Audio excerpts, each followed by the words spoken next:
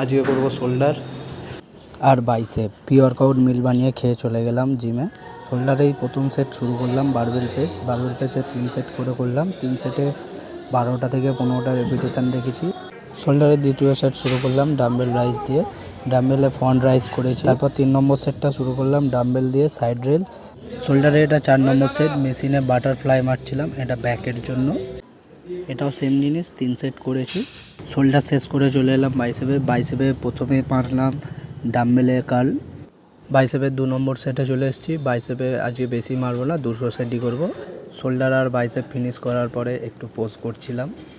বাড়িতে এসে বানিয়ে নিলাম পোস্ট ওয়ার্কআউটে ছিল 6টা ডিম আর তার সাথে ছিল একটু ওটস। এখন পোস্ট ওয়ার্কআউটটা খাচ্ছি।